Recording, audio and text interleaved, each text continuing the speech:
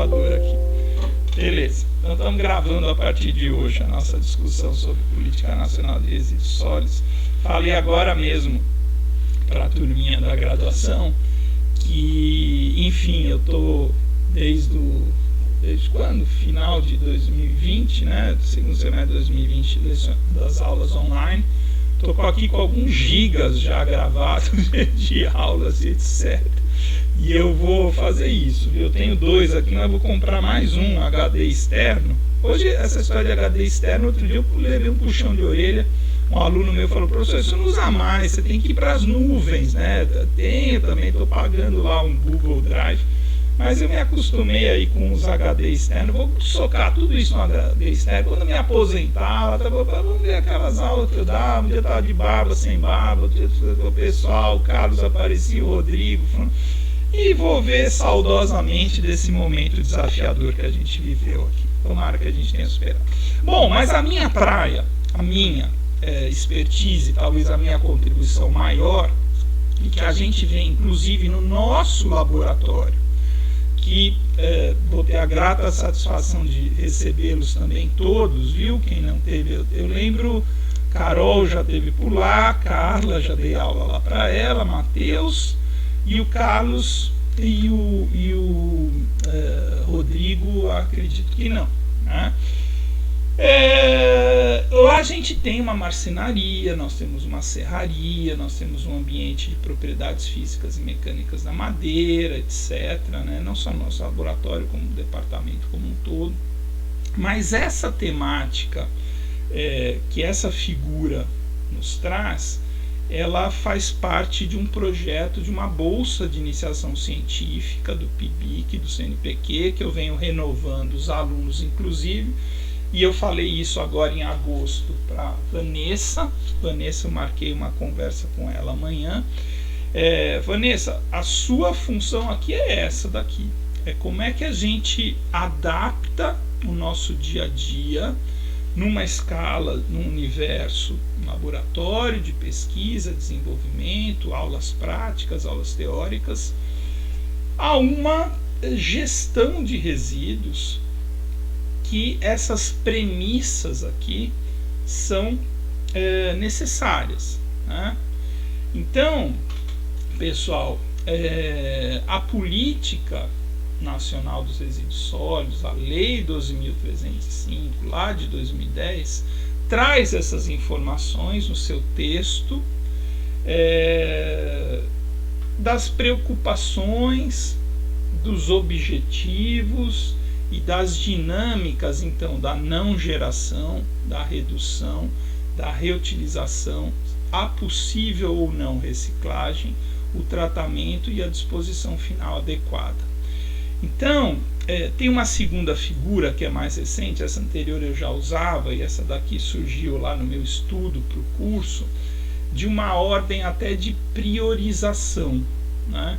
Foi interessante, pessoal, vocês estão conseguindo ver bem, né? Foi interessante passar essa figura. Professor, está um pouquinho pequeno. Está pequeno, né? Deixa eu ver se eu consigo aumentar de algum jeito. Eu acho que vocês têm aí também uma ferramenta de aumento, né? Para aumentar. E, pessoal, eu tô com umas marteladas aqui que vocês devem estar vendo, né? Deixa eu ver uma coisa aqui. Ah, sim, tem a direita ali. Alternar compartilhamento. Dá para ampliar a tela, sim. Porque eu faço. Deixa eu fazer aqui o seguinte. Não, assim. Carlos, vê se você achou aí. A direita do slide, a direita e acima. Tem um quadrado ali para tela cheia. E aí a gente consegue ampliar, cada um de nós consegue ampliar. Tá sem som. Tá sem o áudio, som. Carlos. Deixa eu ver uma coisa aqui. Achei ela bem do lado direito. Do lado direito, tem um quadrado, professor. Não precisa nem aumentar a sua, não. Tá. Do lado não direito precisa não, pode deixar a sua. Eu vou tirar o áudio e vou tirar minha câmera aqui, professor. E aí eu vou aumentar aqui o quadrado aqui. Beleza. Do lado direito, gente. Quem tem aqui, o Rodrigo colocou do lado direito aqui, bem em cima ali. Beleza. Melhorou aí então, ótimo. Carlos? Melhorou. Não, pode até diminuir aí, que Tá. aí ficou grande demais. Eu queria deixar esse textinho. Não, vamos. Tá. Na verdade, a figura, porque foi engraçado, eu queria trazer o que aconteceu lá com muita gente. Tá, que beleza. Bom, muita gente questionou essa figura, porque essa figura do cone dá a impressão assim que a base é maior, né, de maior importância, mas é justamente o contrário, tá? O nível mais acima, o textinho lá indica como uma ordem de priorização. Vou pôr o microfone bem perto aqui para tentar evitar que essas marteladas atrapalhem a gente aqui. Mas vamos lá, é o vizinho aqui fazendo alguma coisa. Bom, então existe, segundo esse artigo 9º, uma priorização nesse sentido indicado pela política nacional e pela lei de resíduos sólidos no nosso país. Primeiro, uma indicação da não geração. E aí eu queria discutir com vocês uma interpretação, fazer uma interpretação de cada um desses itens, né? Por exemplo, a Política Nacional de Resíduos Sólidos, ela trata de todos os resíduos sólidos, ou de uma quantidade grande de resíduos sólidos, não só os resíduos de madeira, né? Então, na minha singela interpretação, na indústria madeireira, a indústria de processamento de madeira, nós não temos essa possibilidade da não geração de resíduos, né? Então vou fazer algumas perguntas aí e conto aí com algumas contribuições. Vamos lá, Matheus, pessoal da química aí. Então vamos tentar, talvez a Ana Carolina contribua.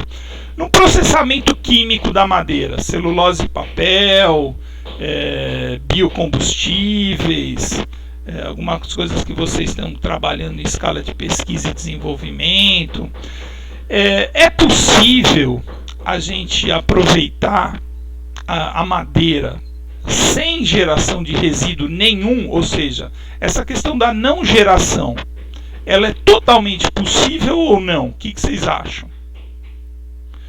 Quem quer falar aí? Matheus. Bom dia, professor. Bom dia a todos aí, os colegas da turma. Bom dia, Matheus. Eu vou fechar aqui por causa do martelo. Agora parou. Parou. Bom dia, professor. Mas é exatamente isso que o senhor falou. Também não é possível a não geração desses resíduos, né? Na indústria de celulose, como exemplo, né, nós temos diversos resíduos. A lignina é um deles, compostos da madeira, né? E até mesmo antes, como é necessário que essa madeira seja processada, transformada em cavaco, né? Você já tem também esse resíduo, sem falar da casca também, né? Então, sem dúvida, tem a geração. Não acredito que seja possível zerar essa geração de resíduo também não, professor. Controlar a dosagem de cálcio necessária para a gente está estudando, né, a reutilização. No caso, por exemplo, vou utilizar silanes que vão sair da pulpa. E aí, mesmo nesse processo de reutilização de uma parte de um resíduo, vai gerar resíduos de qualquer maneira. Então, eu acho muito difícil zerar os resíduos produzidos. Beleza, Carol. Entrou um áudio aí, alguma televisão, rádio, alguma coisa assim. Fez a aplicação foi eu aqui. Aqui tem uma palestra ligada aqui ao mesmo tempo. E adicionamos. Não, e vamos que vamos. E também uma martelada aqui também, não sei se vai atrapalhar, mas vamos que vamos. Mas é isso, né, pessoal? Nesse métier que a gente atua, e que a gente vem discutindo os resíduos de madeira, a gente parte do princípio que eles são gerados em processos produtivos que consomem madeira. Processos produtivos que consomem madeira, ou então, agora entrando também na área de resíduos urbanos, podas, supressões, etc., a gente tem situações onde a não geração ela é impossível, tá?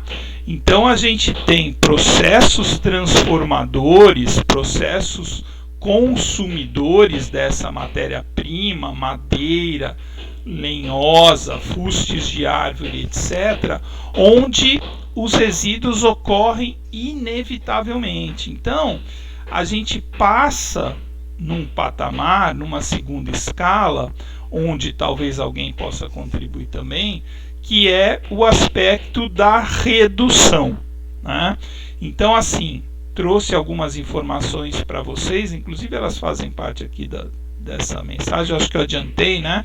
Aquela figurinha da bolinha, do quanto a gente consegue aproveitar ou não da madeira, porque a gente pode sim e deve desenvolver técnicas, processos, logísticas e rotinas que venham a reduzir a geração dos resíduos, né? Isso sim, na indústria madeireira a gente consegue fazer desenvolvendo tecnologia, maquinários, processos, conscientização de pessoal, etc. Então a redução passa a ser uma questão trabalhável, né, por nós consumidores de madeira, por exemplo. Então hoje as indústrias de celulose e papel, as indústrias de chapas, as grandes serrarias, as marcenarias que investem em disposição tecnológica, atualização de equipamentos, etc., vem trabalhando no sentido da redução de uma forma efetiva. Infelizmente, na maioria das nossas serrarias, por exemplo, de pequeno, médio porte, baixa tecnologia, a gente não consegue grandes avanços nesse sentido, ok? José Roberto chegou aqui pra gente. Tudo bem, José? Espero que você esteja ouvindo. Depois eu queria até conversar com você as aulas, sobre a gravação das aulas, a sua participação, tá bom? Tudo bem, José? Tá ouvindo a gente? Bom dia, tudo bem. Tudo bem, eu não estava conseguindo acessar o link de jeito nenhum, agora que eu consegui. É mesmo, José? Poxa. Estava rodando e não... Você sabe, não sei se alguém teve o mesmo problema. Tá, hoje pela manhã, 8h30, 8h20, um pouquinho antes, eu tento abrir sempre a sala, que eu dou aula da graduação, e ele não estava abrindo também a plataforma. Tive que atrasar uns 15 minutos, daí consegui. Me parece, José, que esse processo da RNP, essa plataforma, passa pelo servidor da Rural e às vezes tem algum problema lá, tá? Mas vamos que vamos. Bom que você está aqui com a gente hoje. Se você quiser conversar um pouquinho depois, eu precisava, se puder já, José, colocar o seu celular aí no bate-papo, para incluir você no grupo do WhatsApp, que a gente está trocando bastante mensagens, e também eu estou colocando o link das gravações das aulas lá, tá bom? Beleza, assim tá faltando o seu zap, perfeito, já ficou gravado aqui que eu estou gravando. Bom, e vamos lá, tá, pessoal? Estou tentando falar mais alto, com o microfone bem perto da boca, para evitar essa interferência aqui da obra do vizinho, tá bom? Se estiver muito ruim, vocês me avisem aí. Bom, então eu venho falando que toda essa sistemática legislativa da política nacional de resíduos sólidos, ela passa então por esses preceitos, né? Ou preceitos, ou premissas, ou objetivos que a gente vem trabalhando. E isso aqui, eu como prático, né? Ou seja, de aulas práticas, de coordenador do laboratório, 4 anos numa indústria de celulose e papel, vivenciei assim as possibilidades ou não de que isso se torne realidade. Então é mais ou menos nesse sentido que eu queria contribuir e pedir ajuda de vocês também com as experiências. Bom, reduzir esse processo, eu já dei o meu testemunho aqui, né? A gente tem processos e máquinas que geram menos resíduos madeireiros.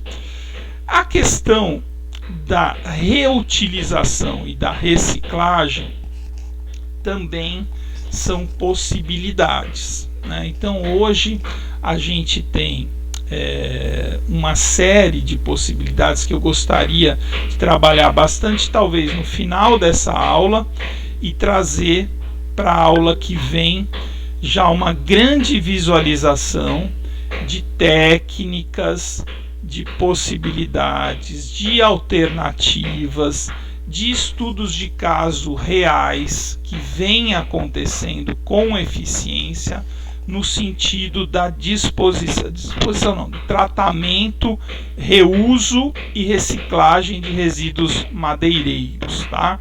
Então, a gente fez um grande levantamento disso para o curso da arborização, juntando com todas as possibilidades que a gente já trabalhava desde a disciplina de processamento. A gente tem uma grande gama de visualizações de possibilidades, então, do que a gente considera de reutilização ou de reciclagem do material à base de madeira. Tudo bem? Vamos lá. Carlos, no seu dia a dia aí, quanto a essas premissas, tem alguma contribuição? Você tem trabalhado com reusos, reciclagem? Quer trazer alguma informação para a gente?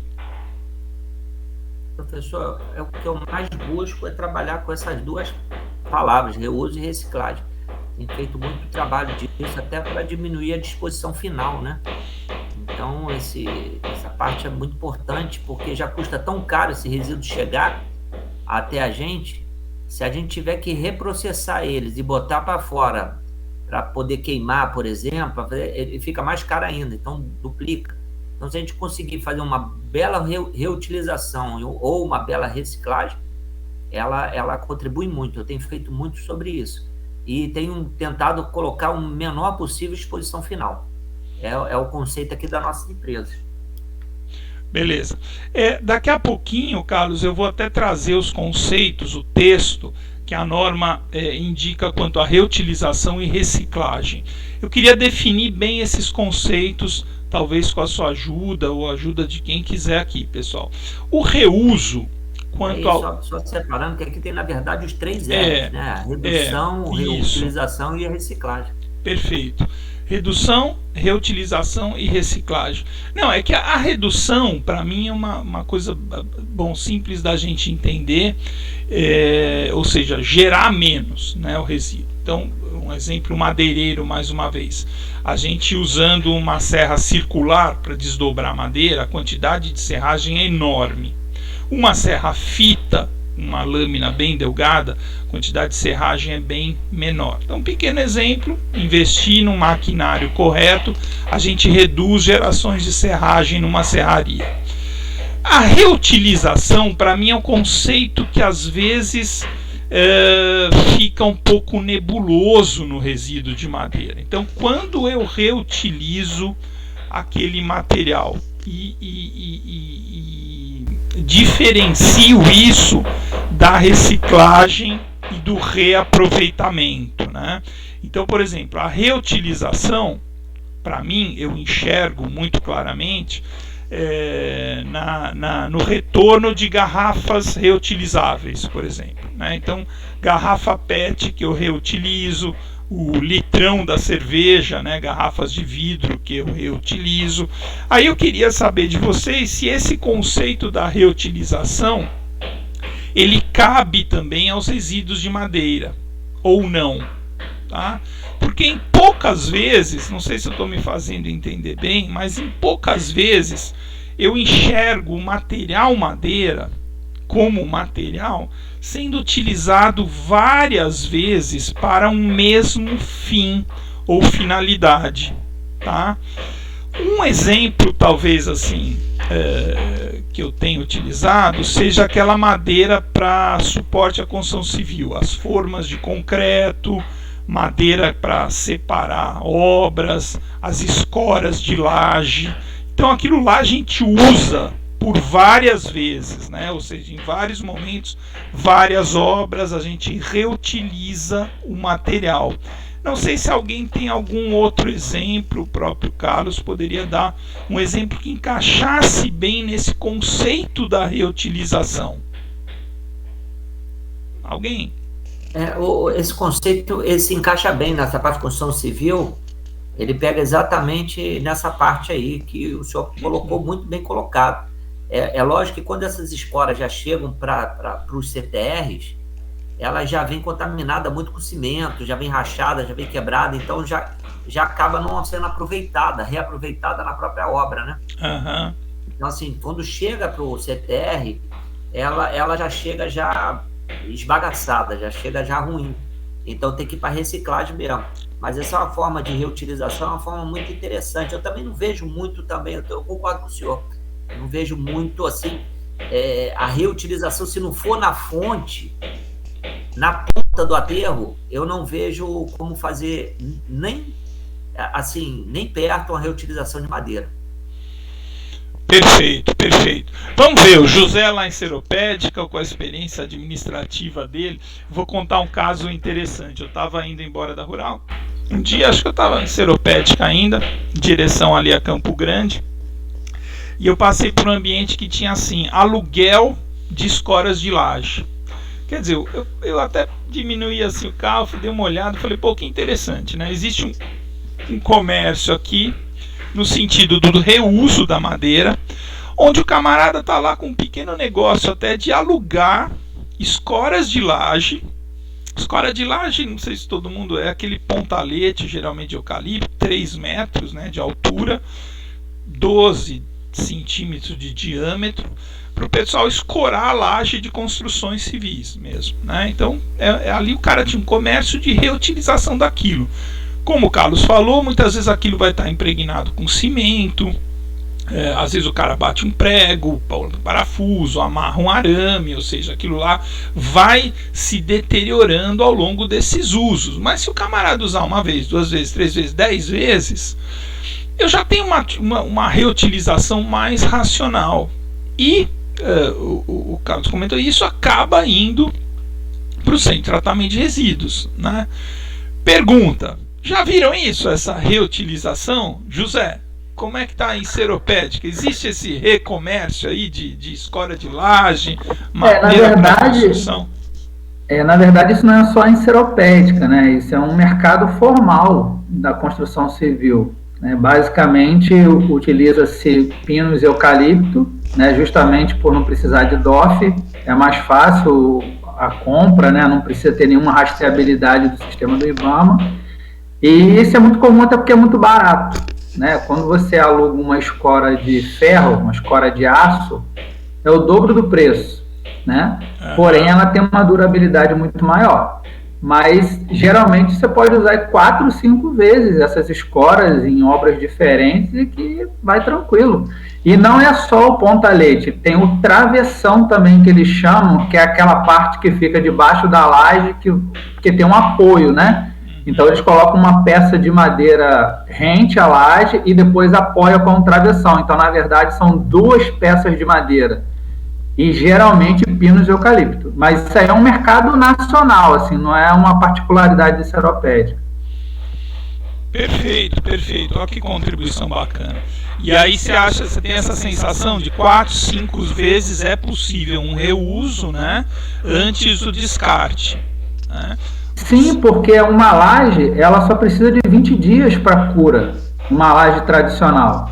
Então ele fica ali, não tem contato com chuva, né? Talvez no primeiro dia, que é o dia que bate a laje, que desce aquela água, né, do processo de batida da laje, talvez ele tenha um contato com a umidade ali, mas depois são 20 dias parado, né, sem nenhum tipo de impacto, ele fica fixo, né? E depois de 20 dias, a pessoa que alugou, que geralmente é alugada, ela recolhe e usa em outra obra. E então eu ouso dizer que isso pode chegar até mais de 5 vezes o uso, né? Porque não há muita perda. Perfeito. Carlos, passou um trem aí também, um caminhão, alguma coisa. Hoje está todo mundo bem enrolado aqui com os barulhos. Mas vamos lá.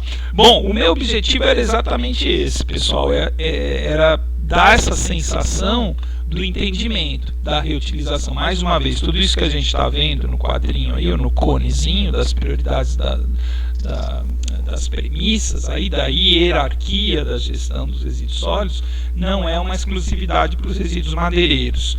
E muitas vezes, como a gente fez o exercício na semana passada, que a gente trabalhou a BNT, acho que foi bem legal, viu, José? Depois eu te passo lá no grupo o repetir todos os links das gravações. Muitas contribuições aqui do pessoal quanto a esse entendimento da alocação dos resíduos madeireiros na norma da BNT, e o que a gente está fazendo hoje é na lei 2.305. Bom, então esse conceito da reutilização ele é possível para madeira, né? Eu dou um outro exemplo também. Aqui perto de casa estão fazendo uma obra, o supermercado Zona Sul aqui do Recreio, estão ampliando, etc. E eles fizeram toda o isolamento da obra com painéis USB. Painéis USB, eu tenho uma bancada aqui do USB, acho que todo mundo já viu esse painel, é um painel usual aí da construção civil e etc. hoje, esse painel de lascas de madeira, mas que no exterior, em várias tecnologias construtivas modernas, esse painel faz parede, faz piso, faz subpiso, subfloor, que eles chamam de vários pavimentos. Ele tem uma participação na composição moderna em madeira muito grande. No Brasil, o que mais se faz é tapar a obra com ele, né? É um uso provisório, é exatamente o mesmo painel, né? Então ali a gente tem um conceito diferente. Esses tapumes de obra, de painéis, chapas, até aquelas formas de concreto, muitas vezes também são reutilizáveis. Hoje, quem pegou o comecinho aqui, meu bate-papo aqui com o Carlos, a gente está propondo um projeto de doutorado do José Carlos, e ele já está agendando as visitas. A gente vai fazer identificação desses derivados de madeira, painéis aglomerados, compensados, USB, MDF, etc., e tentar identificar, talvez quantificar esse volume nos resíduos. É um desafio que a gente está se propondo a fazer. Bom, mas isso também passa por uma reutilização, passa por essa impregnação, essa sujeira, né, entre aspas, que ele vai juntando a esse material durante as obras, e uma preocupação na sua disposição final em aterro. Tudo bem?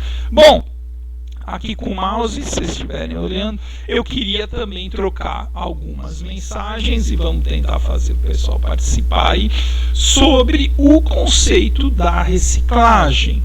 Daqui a pouquinho a gente relê o conceito. Tenho, assim, mais uma vez, na minha humilde opinião e conhecimento, que o conceito da reciclagem envolve um tratamento industrial daquele material. Então, simplesmente não é reutilizar, não é aquela história do lavou tá novo, né? Que nem a gente falou da garrafa de vidro, a garrafa PET. A reciclagem não, ela envolve uma decomposição do material, um tratamento químico, sei lá, o alumínio, por exemplo, a gente derrete tudo de novo e remonta as latinhas do alumínio. E a minha pergunta a vocês é a seguinte: a gente recicla resíduo de madeira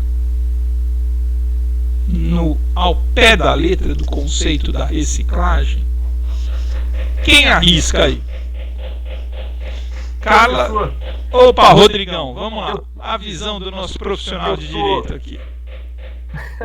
Eu estou ouvindo o senhor e visitando aqui a lei, que é a 12.305. A 12.305 ela tem as definições, né, de vários pontos, coleta seletiva, gestão, gerenciamento. E lá no inciso 14 tem a definição para eles de reciclagem. E aí o senhor perguntou e se a gente pode reciclar madeira. Bom, ao pé da letra, reciclagem aqui na lei é processo de transformação dos resíduos sólidos que envolve a alteração de suas propriedades físicas, fisicoquímicas ou biológicas, com vistas à transformação em insumos ou novos produtos. E aí, a geração de biomassa, eu acho que envolve uma transformação. Deve ter algum processo físico-químico, físico. A geração de carvão, ainda que não seja ambientalmente correto, também envolve uma reciclagem, eu entendo, porque envolve esse processo físico-químico. Eu não sei se eu estou indo num bom caminho aí. Não, acho que está ótimo. Eu até tenho aqui, mas para a gente não fugir da figura, Rodrigo, você pode ler de novo aí o conceito, devagarzinho para a gente ir formando opinião e pensando na madeira, assim, vamos lá. Claro. Bom, então, para todos aí, eu estou lendo o artigo 3º da política da Lei 12.305. Estou lendo lá, no artigo 3º, eu estou lendo o inciso 14, que define reciclagem. Reciclagem é o processo de transformação dos resíduos sólidos que envolve a alteração de suas propriedades físicas, físico-químicas ou biológicas, com vistas à transformação em insumos ou novos produtos. Aí vem, observadas as condições e padrões estabelecidos pelos órgãos competentes. Mas o cerne da questão, né, o que define reciclagem é a transformação do resíduo por alteração de propriedades físicas, físico-químicas ou biológicas em outro produto. Perfeito, Rodrigão. Pessoal, eu confesso que eu já falei exatamente o contrário. Quando eu entrei alguns anos atrás, eu falava, poxa, eu acho que o conceito de reciclagem eu não consigo encaixar o material madeira. Mas hoje eu também interpreto de forma diferente, tá? Fiz essa discussão com o pessoal da arborização urbana, tenho feito essa discussão em alguns fóruns aí da graduação e etc. E acredito bastante no que você falou, Rodrigo. Em alguns processos, o carvoejamento acho que cabe quando a gente começa a partir de resíduo e não propriamente de lenha para gerar carvão, mas é possível também a produção de carvão à base de resíduo de madeira, talvez costaneiras, talvez peças e pedaços, talvez até o briquete de carvão, né? Tem um camarada, só um parênteses também, a gente falou lá de Volta Redonda agora há pouco, tem uma terceira pessoa, mas esse ele não completou, ele veio fazer mestrado com a gente, chamava André Tarciso, camarada super legal, e eu gravei muito o nome dele porque a gente fez uma visita lá em Volta Redonda. Ele montou, e eu não tenho certeza se isso continua, isso já tem mais de 10 anos, ele montou uma fábrica de briquetes de carvão, tá? Era um prensado de finos de carvão, ele agregava ali aquela um aglutinante, que é aquela fécula de mandioca, né? Acho que é aquela maisena, né? Fazia um caldo lá e jogava moinho, era um ambiente assim muito hostil. Eu lembro dessa visita, assim, eu falo, o mais perto que eu cheguei do inferno acho que foi ali, porque era um galpão todo preto, né, da fuligem do carvão, e os funcionários trabalhavam também num ambiente bem insalubre, e ele tinha um caldeirão assim, onde ele queimava alguns resíduos e fazia esse aglutinante, essa papa de mandioca, depois misturava com a moinha de carvão e fazia um briquete. Então, assim, pensa num lugar estranho, assim, porque era tudo muito escuro, preto, né, um ambiente assim. Eu cheguei no inferno e ele tinha dificuldade ele produzia os briquetes, ele tinha dificuldade de dar a ignição inicial nesses briquetes de carvão, e o projeto dele, enfim, era para melhorar essa combustibilidade inicial do material que ele produzia. Mas por que eu lembrei disso? Porque hoje, por exemplo, a briquetagem de resíduos, eu acho que passa exatamente por alguns temas que a política traz de informação técnica, que é a transformação de propriedades da madeira, né, através de procedimentos industriais ou processos, onde a gente aproveita essa matéria-prima residual, os resíduos de madeira, faz transformações físicas, né, de densidade, etc., outras propriedades da madeira, talvez poder calorífico, cor e etc., e transforma num produto novo, um valor de mercado e coloca no mercado. Hoje, o briquete de madeira que a gente pretende discutir, não sei se vamos ter tempo hoje, mas a partir da aula que vem vai ser bem legal, tá? A gente vai trazer várias imagens, vídeos de processo, etc., de possibilidades do uso dos resíduos. Mas aqui, e já estamos quase terminando, eu tento convencer vocês, como eu fui convencido, de que é possível sim reciclar madeira. Eu tinha uma visão de reciclagem, assim, é um processo industrial que você remolda um material, por exemplo, muito forte da latinha de alumínio ou da própria garrafa PET, do plástico, etc. E você faz um material novo, exatamente com o mesmo uso, né? Ou seja, latinha de alumínio, amasso, derreto, limpo, tiro algum impregnante, alguma coisa, e transforma em latinha nova. Então eu falei, a madeira a gente não consegue fazer isso. Ou a gente reutiliza, ou a gente faz o que a gente trata como aproveitamento da madeira, mudando muito a direção do uso. Mas eu entendo que esse reaproveitamento hoje, na grande maioria das vezes, ele encaixa no conceito de reciclagem. Tá? Tudo bem, pessoal? Qualquer desconforto aí, dúvida, ou falar, não, esse professor está falando besteira aí, pode levantar a mão aí e me interromper, tá bom? É assim mesmo que funciona. Bom, e aí seguindo aqui, a gente vem para dois assuntos importantes, vamos tentar juntar para a gente ganhar tempo, que seria um correto tratamento do material. Mais uma vez, essa lógica toda da figura é para resíduos sólidos em geral. Então, correto tratamento daquele material. E como é o correto tratamento da madeira? Acredito que é uma classificação desse resíduo, a gente não misturar casca, serragem, peças, cavacos, madeira biodegradada, madeira de painéis reconstituídos. Então a gente passa por várias técnicas aí do bom tratamento da madeira, né? Ou seja, o controle da umidade, o correto estocagem e armazenamento, o correto transporte desse material. Então são várias técnicas que a gente vai discutir. Quando a gente discutir as possibilidades, a gente vai falar muito disso, né?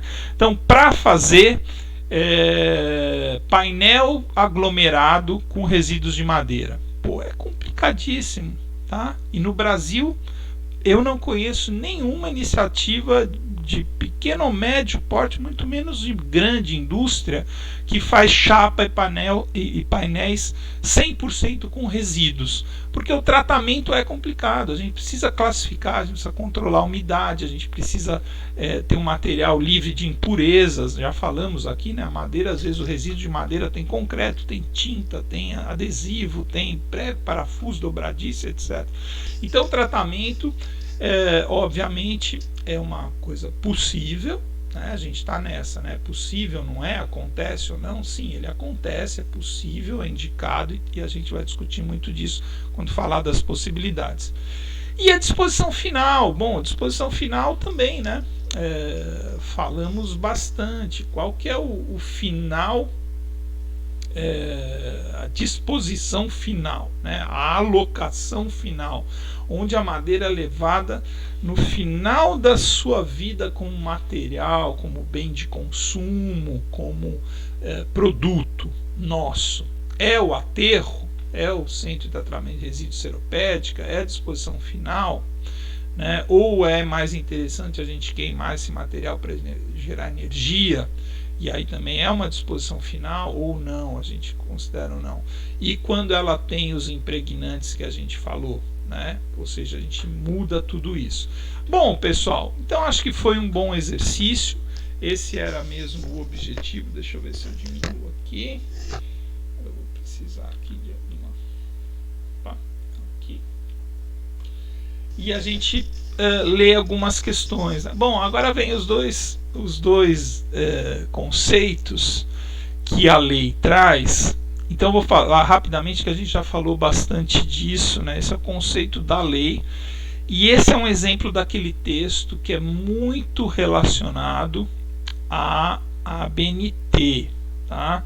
Resíduo sólido, material, substância, objeto, bem descartado de atividades humanas em sociedade, destinação final se procede, se propõe proceder ou obriga-se a proceder desses materiais de estado sólido ou semissólido, bem como gases contidos em recipientes ou líquidos e líquidos cujas particularidades tornem inviável seu lançamento na rede pública de esgotos, em corpos de água, ou exijam para isso soluções técnicas ou economicamente inviáveis em face da melhor tecnologia disponível. Então, um monte de coisa, né, para a gente pensar aí nessa definição, e a brincadeira é a mesma, brincadeira séria, o exercício que eu faço. Então, cada palavrinha ou cada conjunto aí, ou cada frase, eu fico questionando se a madeira encaixa direitinho aí, ou se há algum desconforto ou alguma, como se diz assim, está socando o resíduo de madeira aí forçosamente, ou alguém falou isso também em algum fórum recente aí, a gente precisava ter uma política nacional de resíduos de madeira, de poda, de arborização e etc, né? Mas enfim, o que temos para hoje é isso, é essa 12.305. E sim, a madeira, enfim, ela é um material sólido, né? A princípio. Tem madeira líquida? Cadê o pessoal da química aí? Existe uma solubilidade de os processos que solubilizam a madeira, mas enfim, ela por si só, por concepção como material inicial, matéria-prima, ela é madeira, ela é um produto sólido, seus resíduos da mesma forma, tá? Então, a princípio, a madeira encaixa na definição da Política Nacional de Resíduos Sólidos. Bom, uma coisa nova, talvez não tão nova, mas uma coisa nova seria o conceito formal, textual, do que a gente chama de rejeito. E a Política Nacional de Resíduos Sólidos define bem isso. Resíduos sólidos, então, que é rejeito segundo essa lei. Resíduos sólidos, depois de esgotadas todas as possibilidades de tratamento e recuperação para processos tecnológicos disponíveis e economicamente viáveis, não apresentem nenhuma outra possibilidade que não a disposição final ambientalmente adequada. Então aqui também, mais uma vez, madeira, mente. Encaixa aí como rejeito. Eu acho que é melhor eu perguntar, né, antes de eu falar a minha opinião. A Carla não está podendo falar, está sem microfone. Carol, Matheus, alguém quer falar? Como é que a gente encaixa a madeira como rejeito em torno dessa definição? Rodrigão, mais uma vez, vai. Professor,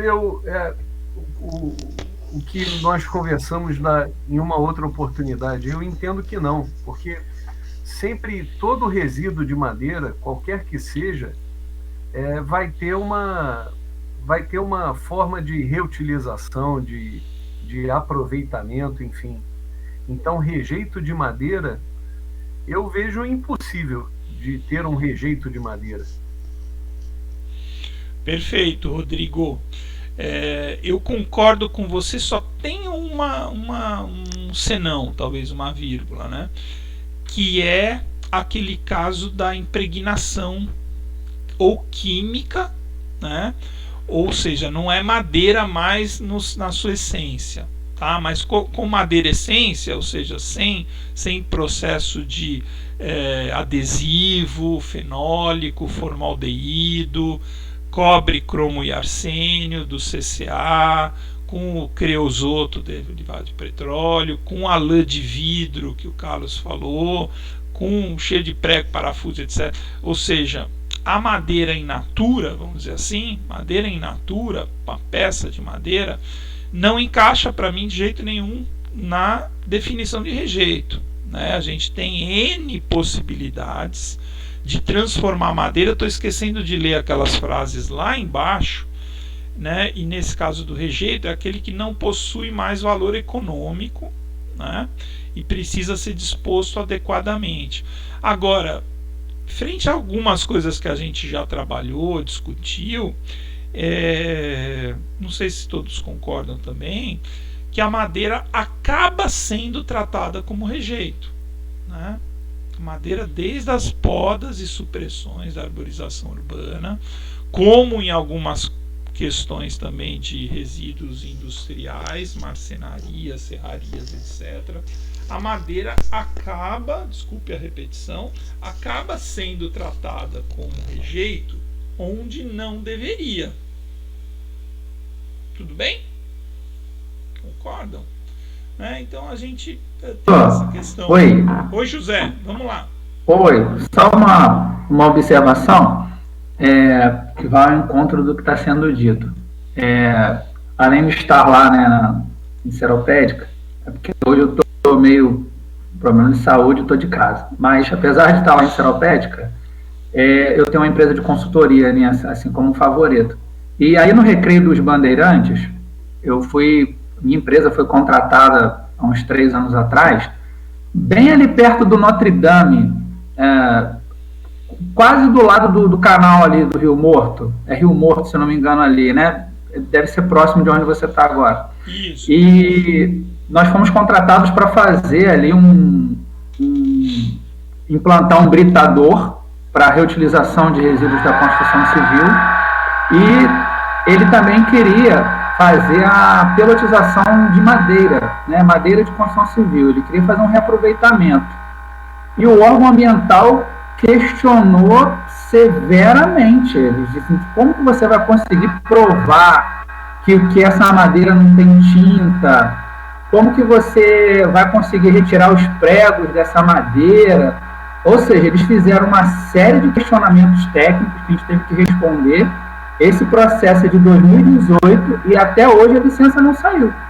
Nós conseguimos como se fosse um desmembramento do processo para liberação da britagem do concreto, por exemplo, mas a madeira até hoje está em discussão e eles sempre questionam isso, né? Como que a gente... E aí vai ao encontro dessa ideia do que é rejeito ou do que é reciclável, né? Porque se ele promove... Se ele beneficia essa madeira e eventualmente ela está, entre aspas, contaminada, por exemplo, com algum produto químico, para onde vai isso? Qual vai ser como que ele vai utilizar? Onde pode receber? Então foram muitos questionamentos. Então até o próprio órgão ambiental, ele meio que fica em dúvida sobre a metodologia e sobre como que isso vai ser absorvido pelo mercado. Então, até hoje, eu não tive retorno do órgão justamente por conta desses questionamentos. Perfeito, José. É o que eu falo aqui, a gente tô falando muito disso, né? O mundo real, né? O mundo real, você trouxe um exemplo perfeito, né? Beleza, Rodrigão? O Rodrigo vai dar uma passada. Então, José trouxe aí um exemplo para a gente, que o órgão ambiental falou, eles estavam querendo fazer um tipo de...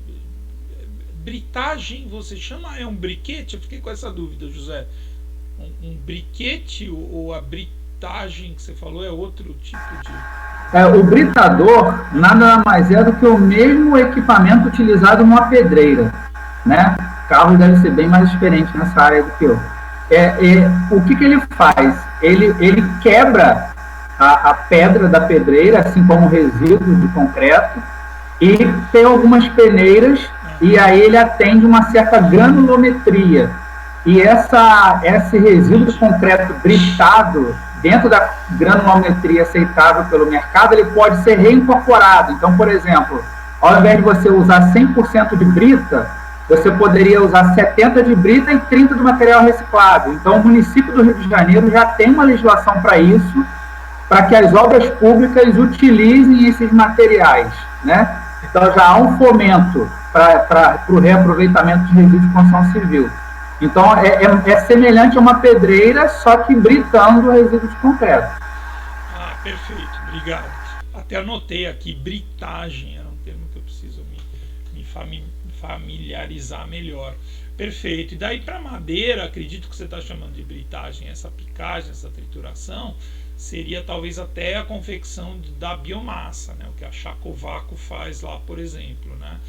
Mas, enfim, então acho que a gente chega num consenso, né, interessante, que encaixando a madeira aí, tudo bem, a gente não vê assim, a madeira in natura como rejeito, porém há uma série de senões, uma série de situações onde a madeira ela torna-se não inerte, perigosa, muda de classe de periculosidade, não passa mais a ser não perigoso 2A para perigoso, mediante a impregnação principalmente de químicos. Tá? Conhecimento geral, alguns países da Europa já têm restrições seríssimas ao uso de adesivos à base de fenolformaldeído nas madeiras, né? À base de formaldeído em produtos de madeira. O formaldeído, ele praticamente nos compensados, nas chapas de USB, ele tem emissão zero como produto acabado, porém em situações de incineração, um incêndio de uma obra, alguma coisa assim, ele torna a combustibilidade da madeira extremamente perigosa, a combustão da madeira, né? Então peças que tenham adesivos à base de formaldeído, então a Alemanha já restringiu zero de formaldeído em produtos de madeira. Alguns produtos de tratamento da madeira, o CCA, aquele que deixa a madeira esverdeadazinha, muito comum, às vezes moirões, alguns postes de eletrificação quando usam.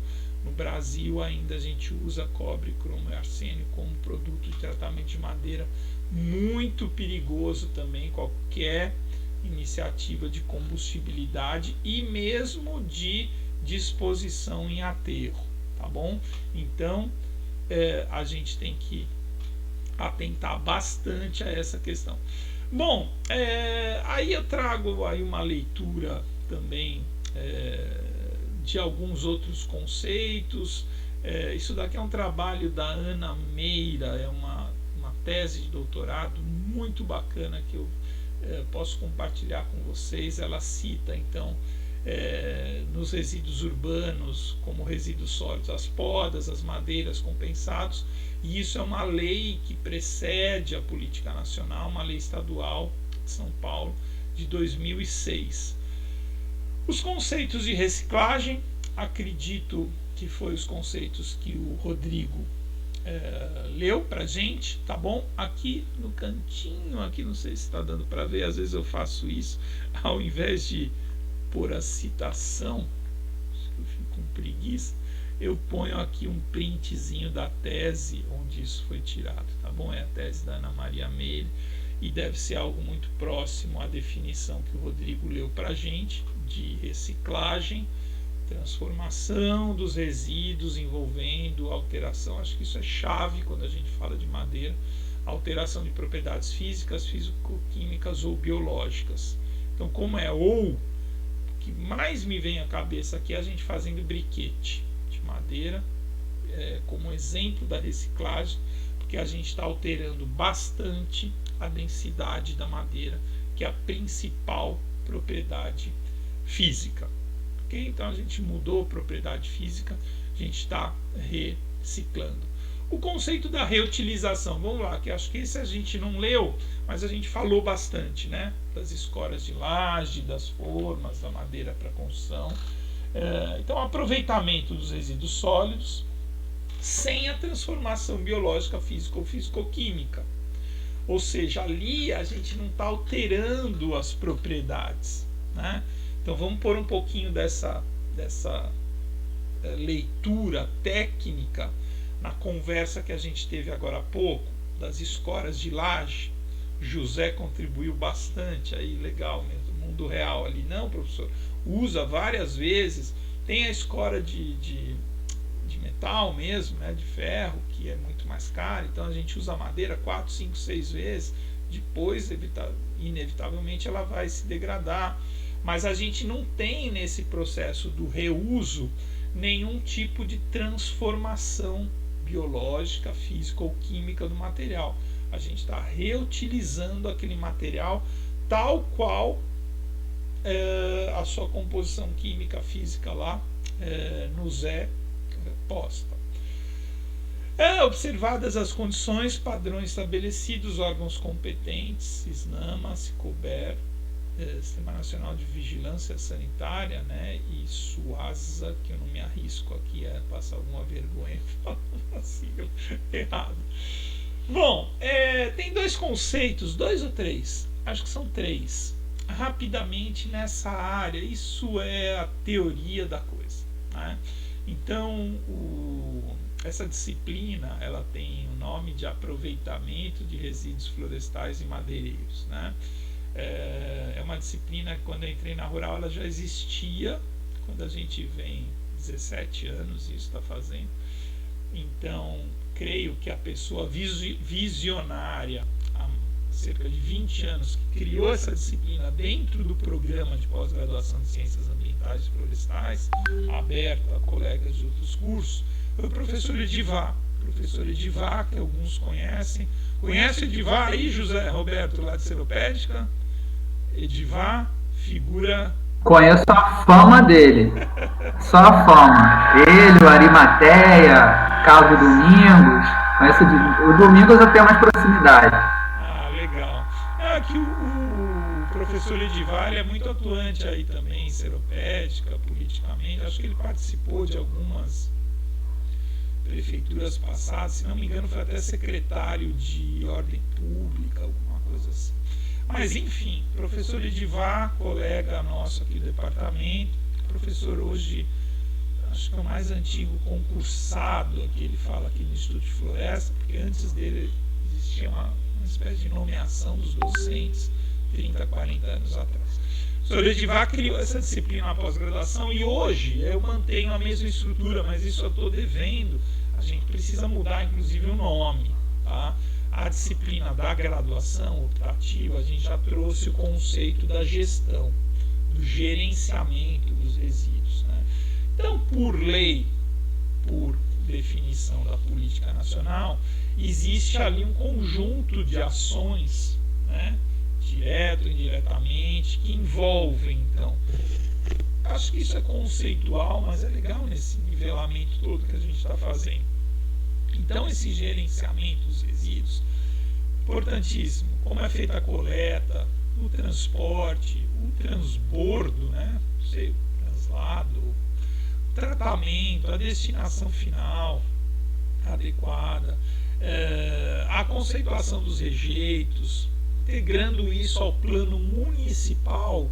E aí, talvez o Rodrigo disse que voltou, o Rodrigo já tenha lido alguma coisa nesse sentido, com a experiência também legislativa dele, possa contribuir um pouco, porque a Ana, nessa tese, falei para vocês, né, 2 semanas atrás eu fiz uma coisa que há muito tempo eu não fazia, que foi estudar muito para dar aula para esse pessoal da arborização urbana, porque era um enfoque diferente do gerador de resíduo que eu trabalhava em serraria e marcenaria, basicamente.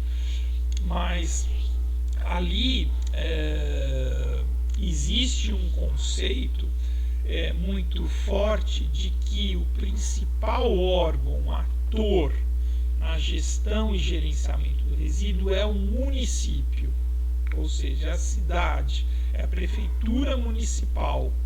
Não sei se o Rodrigo pode contribuir com isso, né, Rodrigo? Quem põe a mão na massa ali da aplicação da resídua é o município, mesmo a gente tratando aqui de uma lei federal, passando pelo órgão governo de estado, e o município é que tem que fazer a coisa acontecer. É mais ou menos isso, Rodrigão?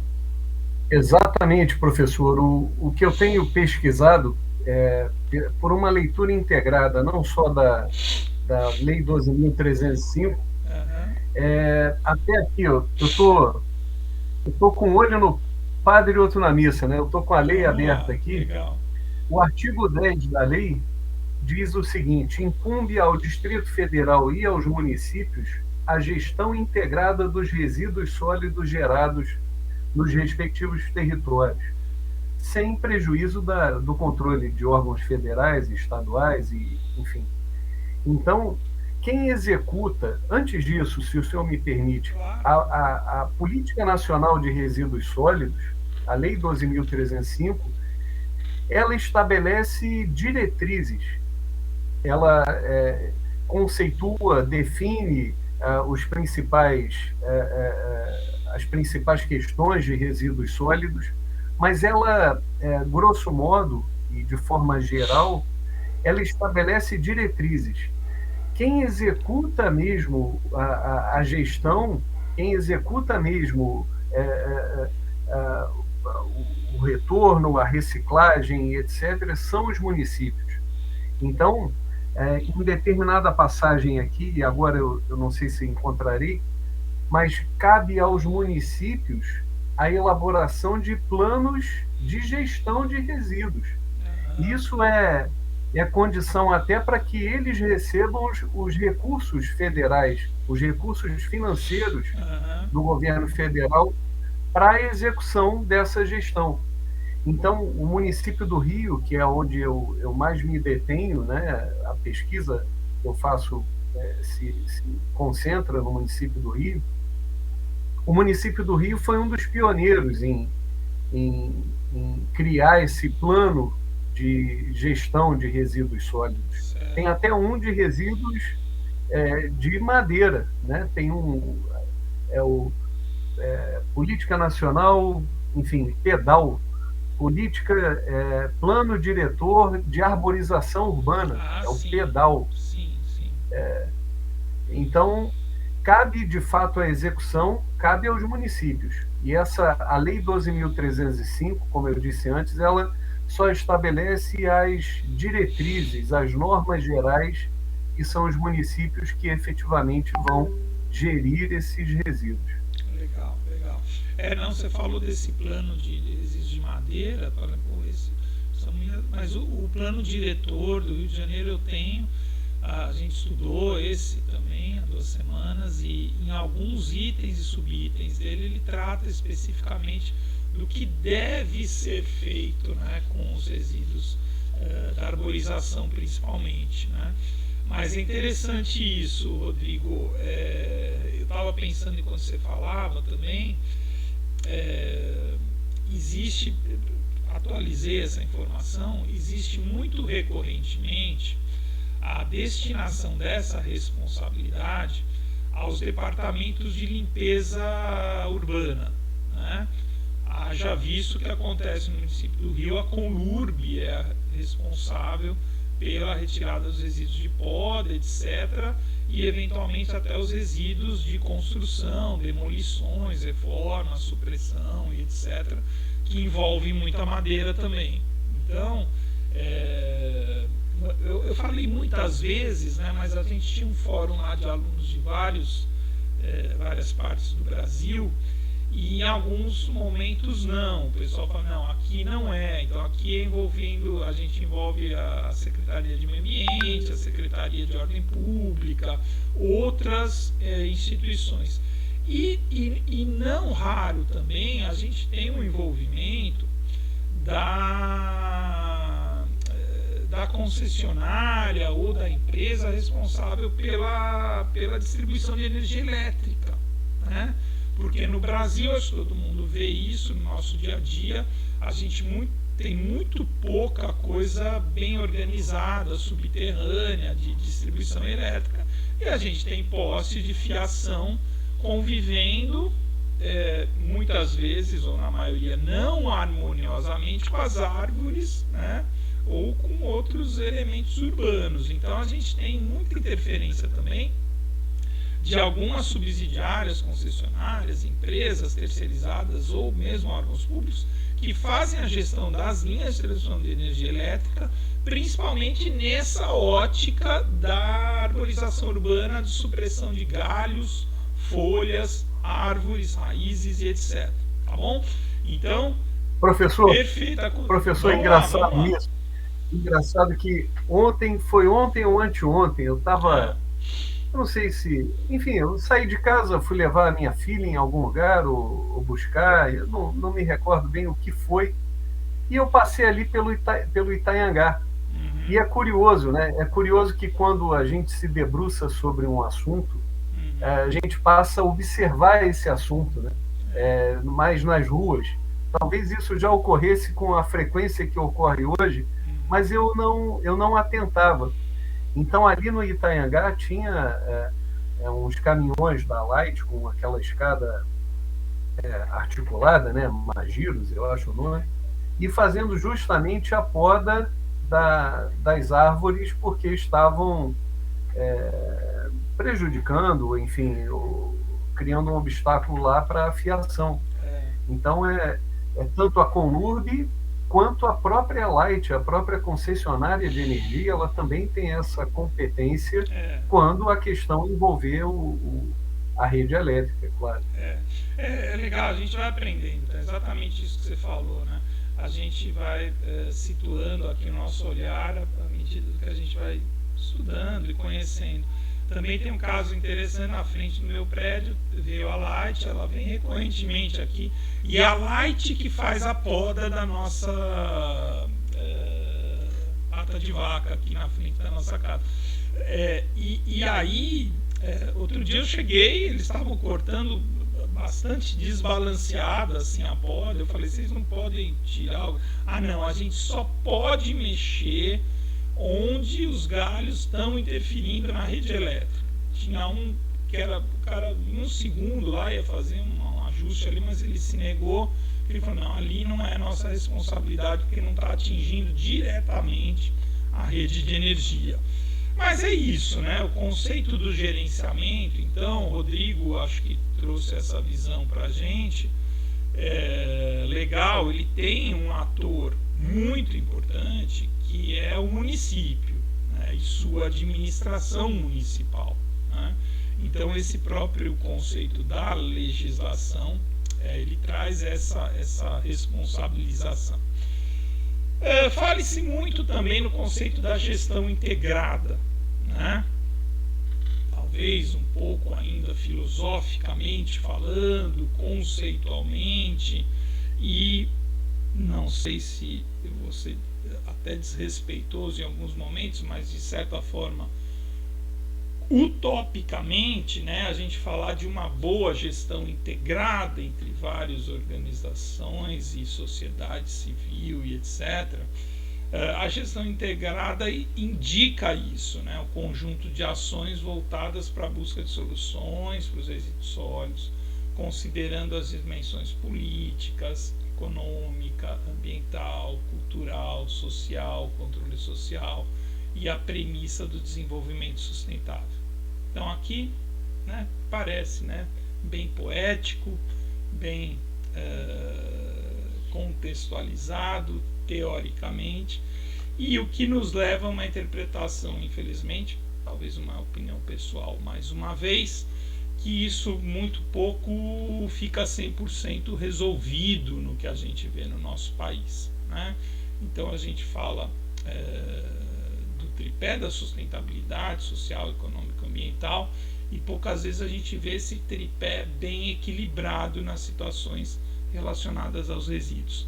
Vou dar uma acelerada aqui, que eu queria muito chegar num conceito, deixa eu ver se falta muito, ou fechar a nossa discussão de hoje com o conceito da logística reversa e fazendo também a interpretação.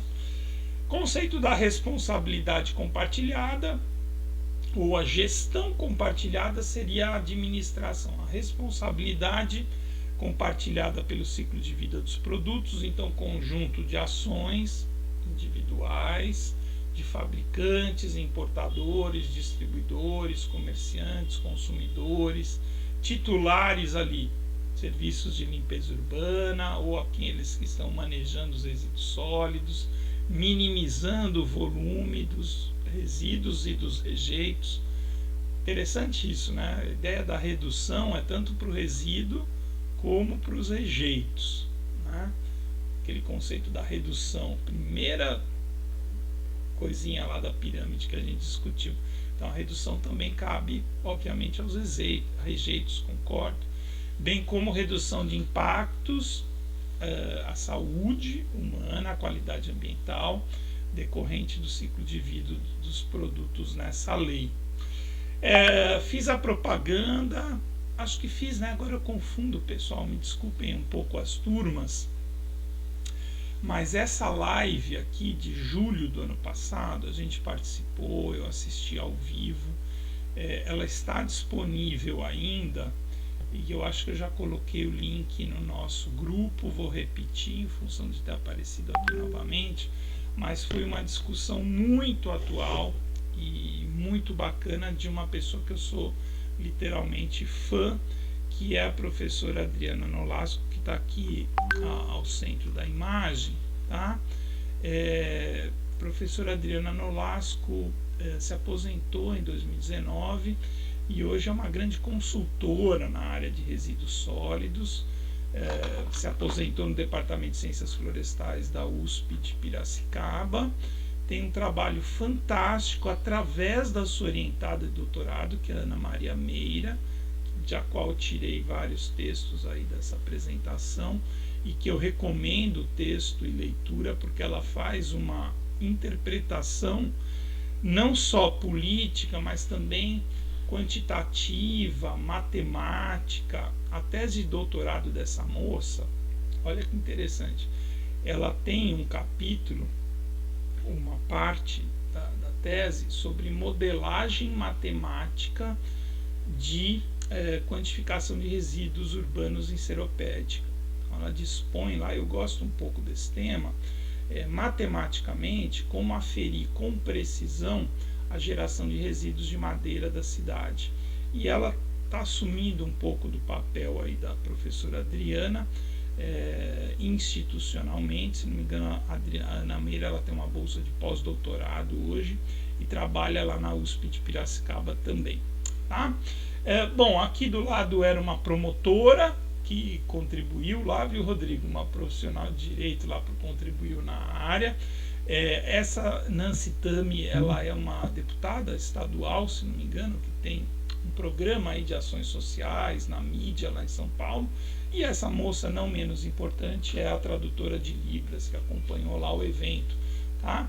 Então recomendo aí, vou passar novamente o link, porque muito melhor do que eu, ela traz uma dinâmica, e essa live foi sobre o histórico da comemoração, não sei se é bem comemoração, mas da conclusão dos 10 anos da Política Nacional de Resíduos Sólidos. Tá? Então é bem interessante de ler. De assistir. Duas questões, eu não vou ler esses materiais, mas eu quero indicar duas, não, são 4 imagens aqui, onde esse autor que está referenciado aqui, um professor, deixa eu ver de onde é que ela era mesmo, tem o link aí do lado, esse que está em pezinho aqui. Mas ele traz uma discussão sobre a ótica social que a Política Nacional dos Resíduos Sólidos traz também. Então, a Política Nacional dos Resíduos Sólidos, essa lei, ela traz um contexto social que é aquele tripé da questão sustentável, porque ela fala sobre os programas de coleta seletiva, foi a imagem meio atrapalhado com o mouse aqui. Ela fala dos programas de coleta seletiva, ela fala do encerramento dos lixões. Queria talvez a opinião de vocês. Isso vem sendo trazido desde antes, né? Ela sinaliza aqui disposição final ambientalmente adequada dos rejeitos, observados no parágrafo 1º do artigo 9º, implantado em até 4 anos após a data dessa lei, ou seja, termina, não existe mais os lixões, tá? Existem centros de tratamentos, aterros sanitários modernos, atualizados, com pouco impacto ambiental. Então isso foi definido, não sei se isso se cumpriu, né? 4 anos após. A responsabilidade compartilhada que a gente mencionou, os projetos, programas, iniciativas de coleta seletiva e a inclusão, ela considera, eu lembro que na live a Adriana fala bastante disso, o papel social dos catadores, tá? E daí a gente chega onde eu quero finalizar. Eu não sei se alguém de vocês pode contribuir com isso. sobre essas iniciativas, essas 4, né, que a gente mencionou. Se os lixões realmente acabaram desde 2010 para cá, os projetos de coleta seletiva, como eles têm funcionado. Acho que cada um de nós poderia, talvez, eu vi não sei aonde, aqui na minha casa, no meu bairro, etc.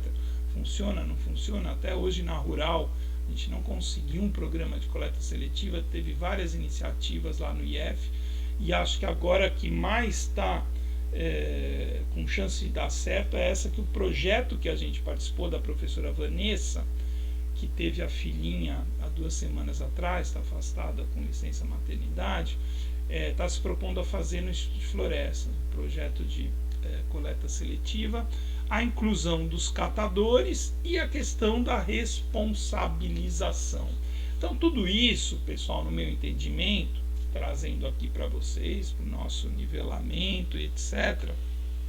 Eu falo nivelamento, né, porque mesmo eu me coloco aqui muito não conhecedor de vários assuntos que a gente está discutindo.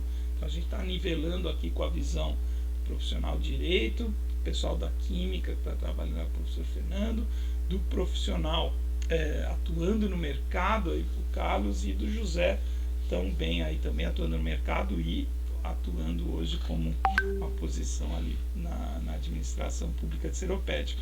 Então, esse contexto é o contexto social da política: responsabilização compartilhada, inclusão de catadores, programas de coleta seletiva e a sinalização do encerramento dos lixões, né? Alguém quer contribuir? O que vocês acham aí? José, Oi, professor. Deixa eu fazer uma pergunta até.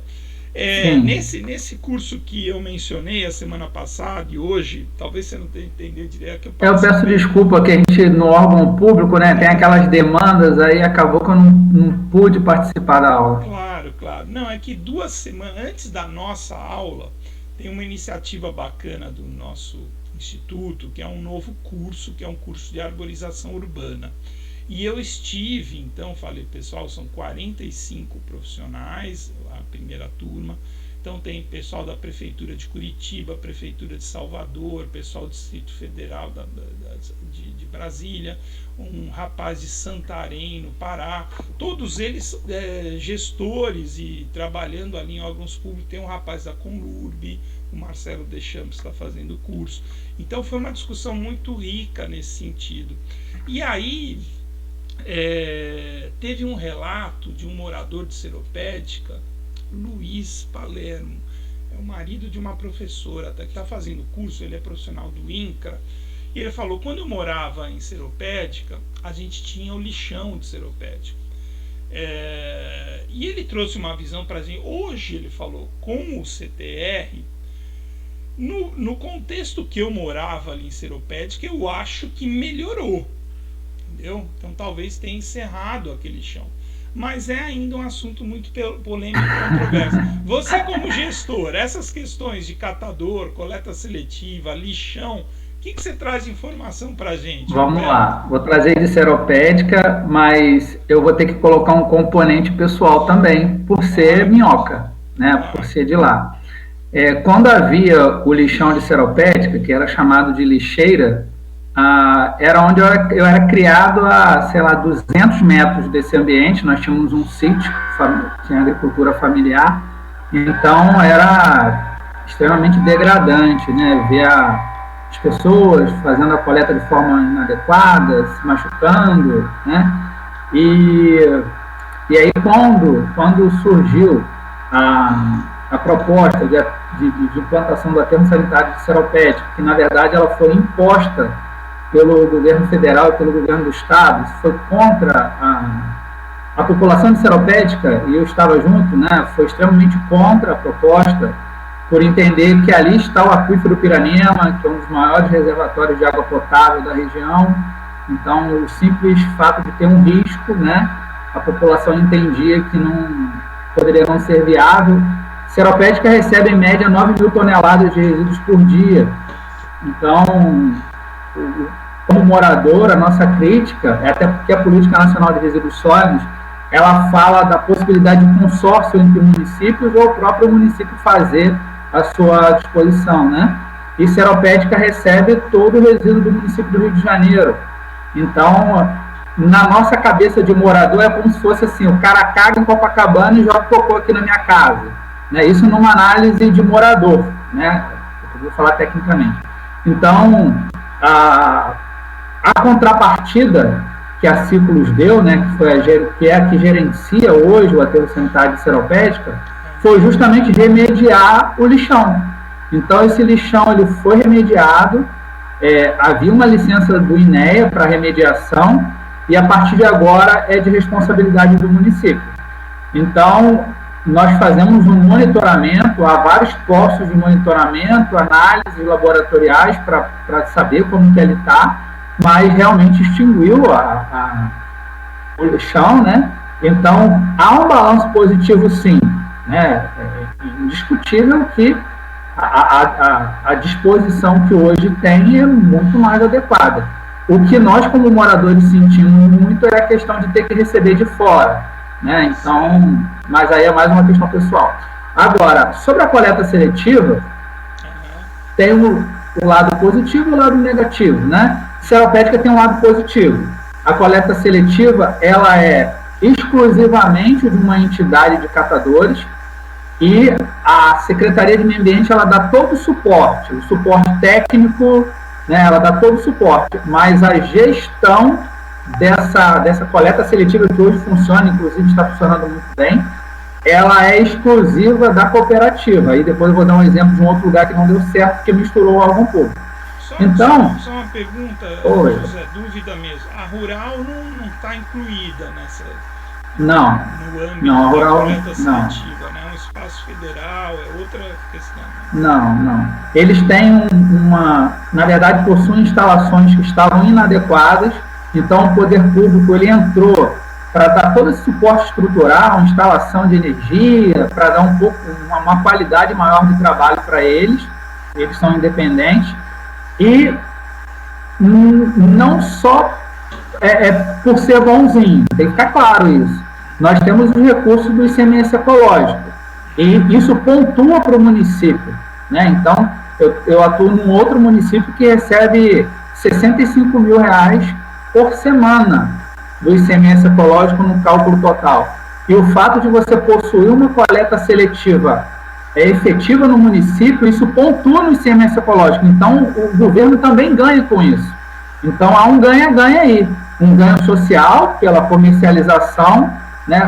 Há um ganho ambiental pela redução de resíduos, né, de forma inadequada da destinação, e também há um ganho do órgão público porque recebe recursos para isso, né? Agora, um exemplo que não deu certo. A minha empresa, hoje, ela faz o projeto do aterro sanitário do município de Tanguá. Nós estamos ganhamos uma licitação ano passado, estamos em fase de finalização desse projeto. E, anteriormente, o projeto do aterro, né, o que funcionava é que a coleta seletiva ela era integrada ao aterro. Então, havia uma cooperativa, só que essa cooperativa ela era mantida pelo governo municipal e, num dado momento, os catadores processaram a prefeitura, então houve um envolvimento entre o ente público e a cooperativa, que acaba tendo uma função privada e que não deu certo. Então, nós conseguimos convencer o INEA de retirar os catadores do aterro sanitário, que ficava adjacente, para que eles fizessem uma etapa anterior, né, uma segregação anterior, mas que um não tivesse vinculado ao outro, né, mas uma função de redução do volume do aterro e eventual comercialização do que fosse útil. Então, sobre a sua pergunta, né, deu certo? Eu vejo que no Rio de Janeiro deu muito certo. Nós temos aí Tanguá com aterro operando, em adaptação. Nós temos Magé, que tem uma série de problemas, mas tem uma célula já em licenciamento para continuidade. Paracambi me parece que tem um consórcio com Japeri.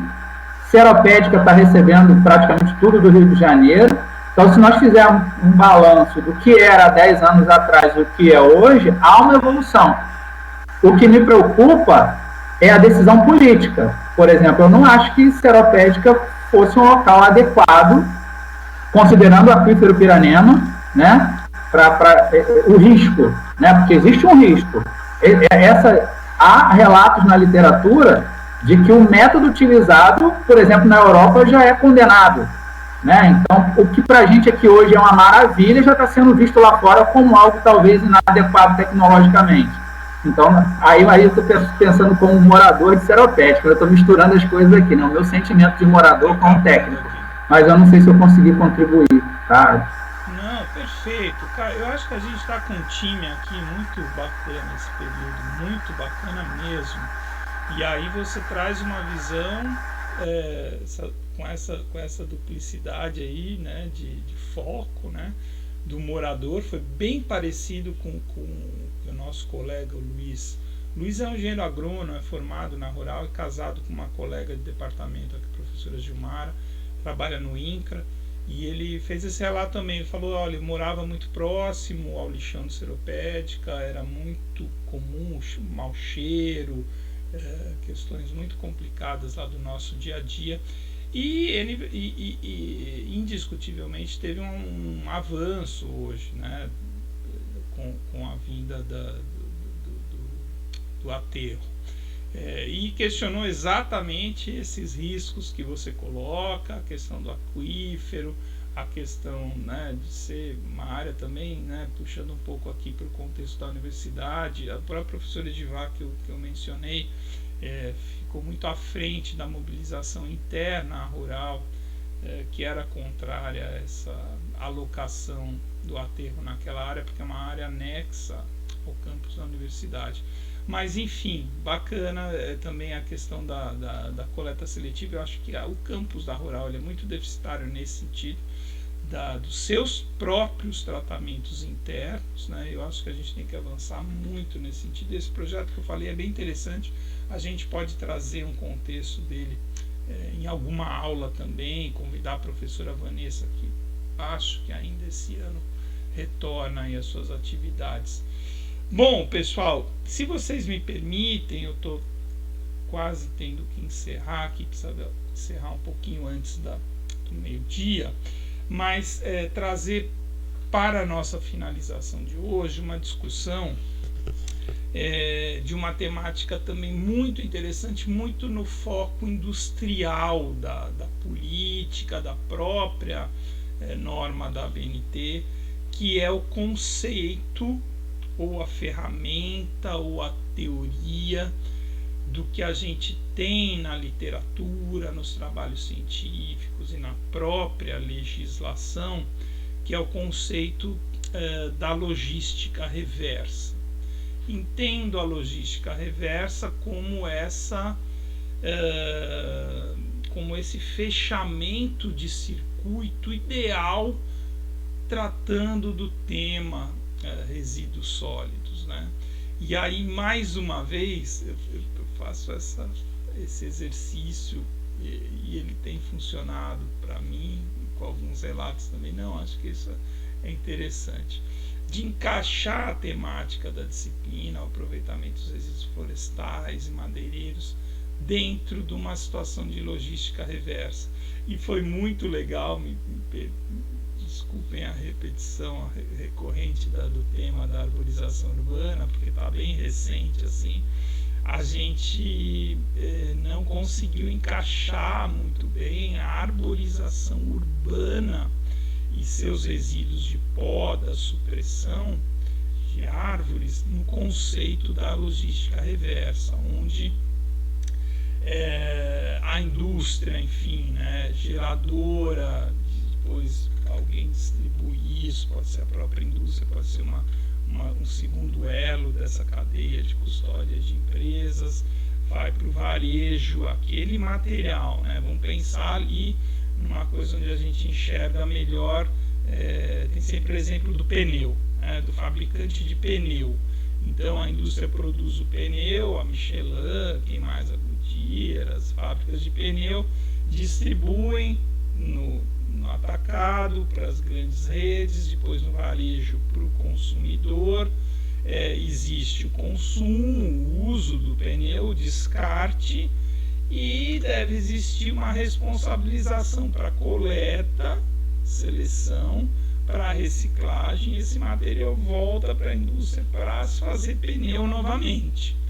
Então isso, não sei nem se o pneu foi o melhor dos exemplos, talvez a latinha de alumínio que a gente já falou, talvez as garrafas PET, talvez até as garrafas de vidro, né?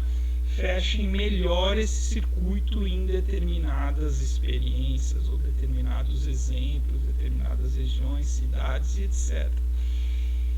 Eu coloquei até essa pergunta para eles. Na semana que vem, eu já desconfiava que hoje a gente não teria tempo, porque o papo tem se desenrolado muito bem e eu acho isso muito bom.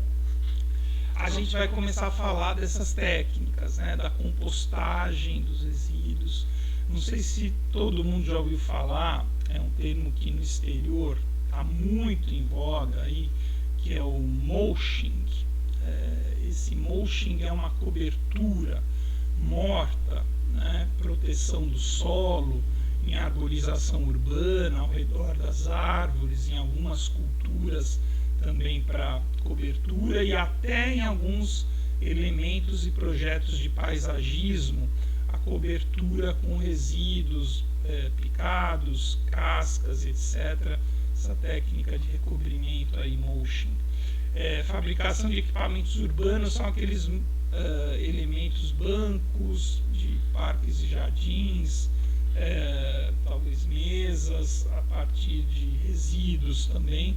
Enfim, mas esse conceito, só para fechar, na indústria madeireira me parece também mais difícil ou menos usual.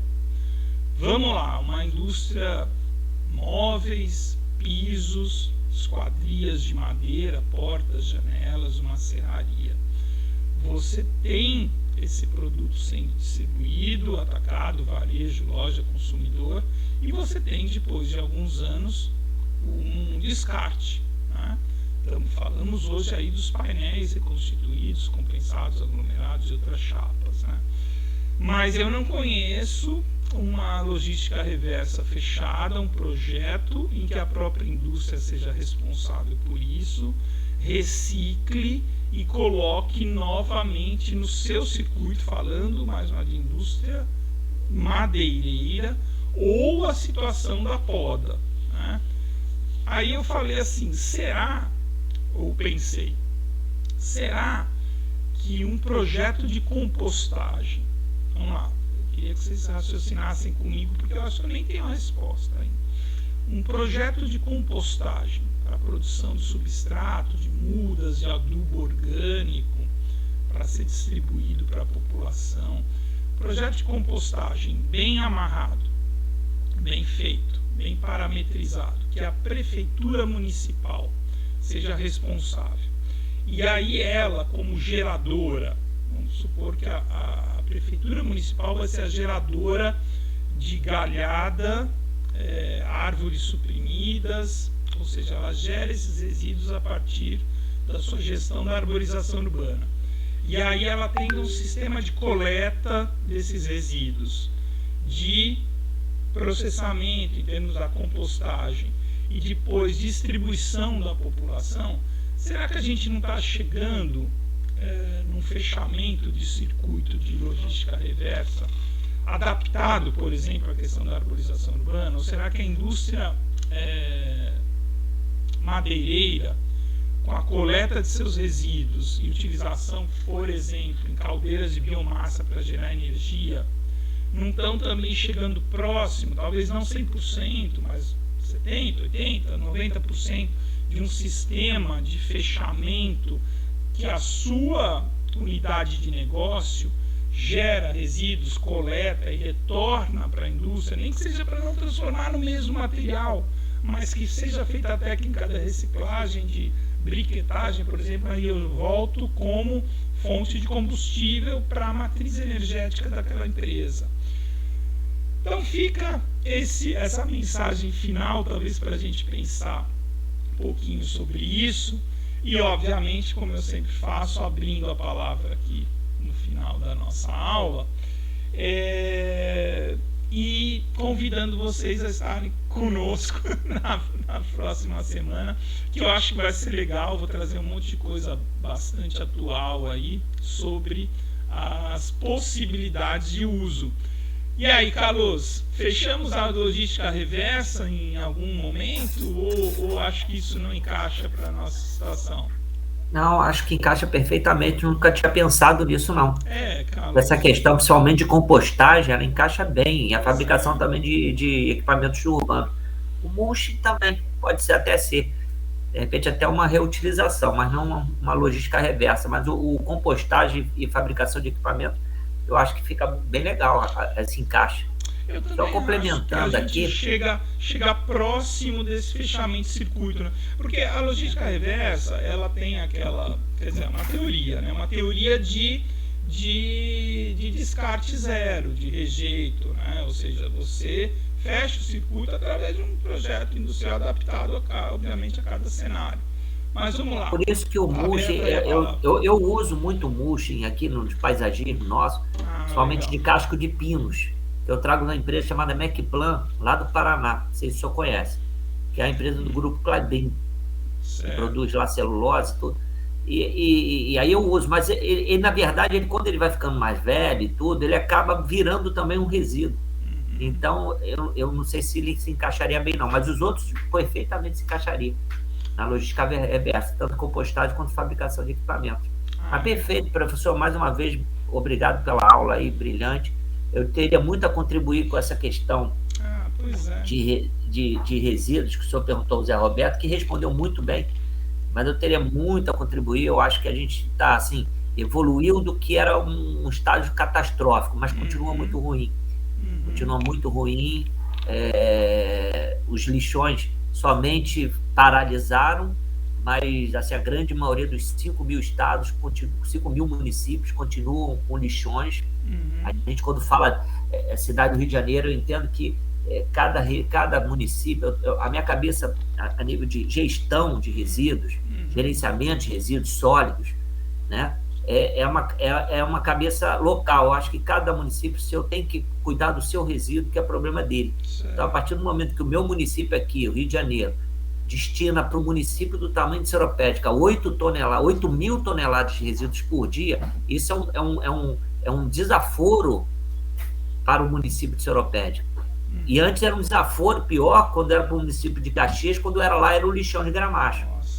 Então, assim, uma cidade como o tamanho do Rio de Janeiro, hoje tem técnicas, tem avançadíssimas no mundo moderno, e que o preço baixou muito de tecnologia, que a gente tem que fazer um aproveitamento melhor desses resíduos e não ficar concentrando em aterros sanitários ainda. A gente está longe de estar próximo do bom. Imagina do ótimo, estamos longe. Então, é uma discussão que, o dia que o senhor quiser conversar comigo sobre isso aí, eu vim da época, em 92 eu comecei a trabalhar com essa questão ambiental, então eu acabei em duas grandes áreas, atuando muito. Uma primeiro foi de mineração, recuperação de área degradada em mineração, e a outra foi exatamente em resíduos sólidos. Perfeito. Então, assim, a gente tem muito o que conversar, bater papo, que seja numa resenha, que seja aqui numa visita, quando vierem aqui no empreendimento. Até conversei com o professor Leles, ele falou que me convidou também, o Leles, o Eduardo. Turma boa que o senhor tem aí na silvicultura. Tem um time bem legal aqui. Eu falei de você com o Paulo também, Paulo, grande colega. Eu vou amanhã visitar com ele. Você está fazendo a disciplina comigo também. O Paulo, pessoa toda e tem o professor Eduardo também, que é muito bom de Eduardo, nutrição. Meu colega lá de São Paulo. Não, Carlos, você me lembrou de uma coisa, eu estava até esquecendo, mas ia surgir inevitavelmente na aula que vem. Eu tenho aqui fôlego, talvez assunto, nessa discussão das possibilidades técnicas, etc., para mais 2 aulas, tá? E depois eu queria passar a bola para vocês, no sentido da condução de um seminário. Não é bem um seminário, é uma responsabilidade pela aula mesmo, tá? E vai ser a nossa brincadeira aí da avaliação, tá? Então, assim, uma coisa, como eu falei, trazer do seu dia a dia, da sua experiência, do seu projeto de pesquisa, da sua pesquisa em laboratório ou da sua empresa, uma condução matemática dentro da nossa, né, do nosso tema principal, dos resíduos, e aí cada um vai conduzir um momento, a gente vê o cronograma, aí se vai ser uma aula para cada um, ou a gente divide em 2 em 2, ou 3 em 3, acho que 2 em 2 talvez seja uma boa dinâmica, e a ideia da visita está super de pé, tá bom, Carlos? A gente vai marcar aí para o final da disciplina um fechamento, quem sabe faz até uma pequena confraternização aí da turma aí. Tá bom? Maravilha, visita. Um prazer grande, então, professor, e mais uma vez parabéns pela aula. O senhor está trazendo de fato informações relevantes, técnicas, altamente práticas e super importante para nós que estamos aqui buscando conhecimento, né? Buscando e interagindo, aquilo que o senhor falou muito bem, a gente está sempre interagindo e pegando os conhecimentos e tudo. Não, eu estou aprendendo muito aí com a sua participação, do José, dos meninos da Carla, o olhar do Rodrigo é sempre muito bom, o Matheus e a Ana aí da área de Química também sempre dão uma pincelada assim mais técnica, então eu que agradeço aí a presença de todo mundo, tá bom, pessoal? E ficamos aí com o nosso compromisso da semana que vem, fazer mais um bate-bola aí que está sendo muito proveitoso mesmo. Valeu? Valeu, Carlos. Maravilha, professor, muito obrigado. Turma, até semana que vem. Fiquem com Deus. Tchau, tchau. Deixa eu dar um pequeno recado aqui antes de desligar para o Rodrigo e para a Carla, tá? Como os meus desorientados. Eu queria agendar aí um bate-papo talvez essa semana ainda, tá bom, Rodrigão?